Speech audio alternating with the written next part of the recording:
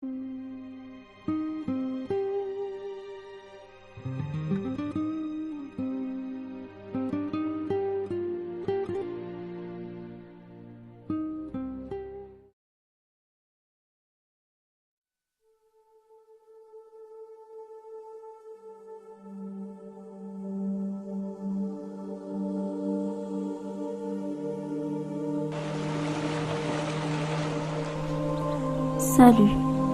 Dans le cadre de la célébration de la Journée mondiale de la paix, nous avons pensé mener une petite action d'expression d'une pensée en faveur de la paix dans les zones minières qui souffrent encore des affres de la guerre ou des conflits de tout genre.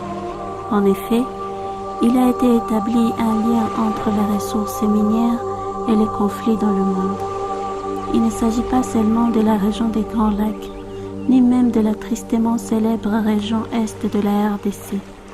Mais je pense au monde entier, l'Amérique latine, l'Asie, l'Afrique. Qu'allez-vous faire exactement?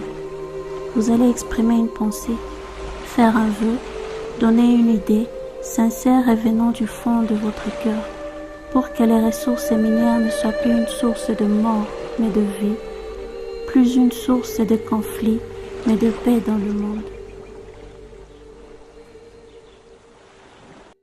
Bonjour, je réponds au nom de Jamal Housseni. Je suis directeur général de Save Act Mine, une organisation qui intervient dans l'encadrement de l'exploitation minière et artisanale en République démocratique du Congo. J'ai récemment eu une idée du fait que nous sommes dans cette période qui précède la date du 21 mars, qui est la Journée mondiale de la paix. Je me suis dit comment est-ce qu'on pouvait célébrer cette date en mettant au centre les ressources minières. Aujourd'hui, les ressources minières ont souvent été associées à l'aspect des conflits, aux guerres, à la pauvreté, à toutes sortes de considérations qui ont amené beaucoup de personnes averties à développer la théorie de la malédiction des ressources naturelles. Ainsi, le minerai, qui devait être des outils au service de la paix, se sont retrouvés être considérés comme des sources de guerres, de conflits, de malheurs, de la pauvreté même, pour le peuple. Pour nous, nous avons pensé qu'à l'occasion du 21 mars, qui est la Journée mondiale de la paix, que l'on puisse réaliser un petit élément vidéo. Et dans cet élément vidéo, nous tenterons tout simplement de passer un message de paix, un message d'amour, un message de fraternité pour l'ensemble de peuples qui vivent dans les zones minières. Pourquoi? Parce que avec tous les efforts qui sont aujourd'hui fournis de par le monde, au niveau régional, au niveau international, au niveau national, même au niveau local, tout le monde veut briser la théorie de la malédiction des ressources naturelles et particulièrement des ressources minières. Nous-mêmes, depuis 4 ans, nous sommes résolument engagés à apporter notre contribution à travers des activités que nous menons avec Save Act Mine, avec toutes nos actions de plaidoyer que nous faisons à gauche, à droite. C'est en fait pour briser cette malédiction, pour prouver qu'il est possible d'avoir des ressources minières qui sont au service de la paix et du développement.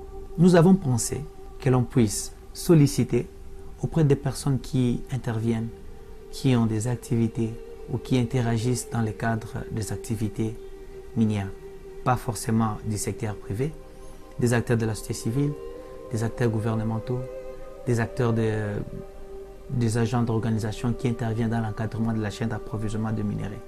Nous avons envoyé un email ce matin pour leur demander de pouvoir émettre une pensée, une idée, même un vœu pour que les ressources minières cessent d'être une source de conflit, une source de guerre ou une source de malheur pour le peuple.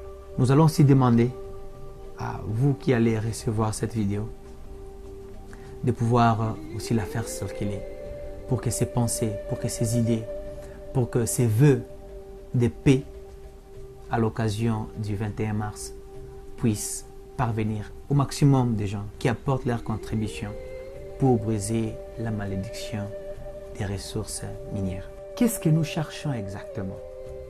C'est encourager tous ceux qui sont en train, nuit et jour, de travailler sur ces thèmes de par le monde. Nous savons que dans la région des Grands Lacs, il y a beaucoup d'acteurs qui apportent leur contribution. Au niveau national, je ne parlerai pas du niveau international. Dans tous les pays, que ce soit aux États-Unis, en Europe, que ce soit en Asie, aujourd'hui, tout le monde veut que la paix revienne dans les zones riches en ressources minières. C'est une première expérience. Je ne sais pas ce que ça va donner au finish, mais je pense que l'idée n'est pas mauvaise. Nous espérons que l'année prochaine, on fera encore mieux pour émettre une idée, une pensée de paix à chaque 21 mars, pour chaque année. En rédigeant le mail que nous avons envoyé à 21 personnes, aujourd'hui matin, nous avons eu une idée. Quel nom nous allons donner à cette initiative? Et nous avons pensé qu'on puisse l'appeler 2121 Mind and Peace. Donc, c'est ce qui va être l'appellation de cette initiative. Vous allez tout à l'heure voir les différentes idées, les différentes pensées et les différents vœux qui ont été émis par 21 personnes que nous avons contactées, à qui nous avons envoyé un email.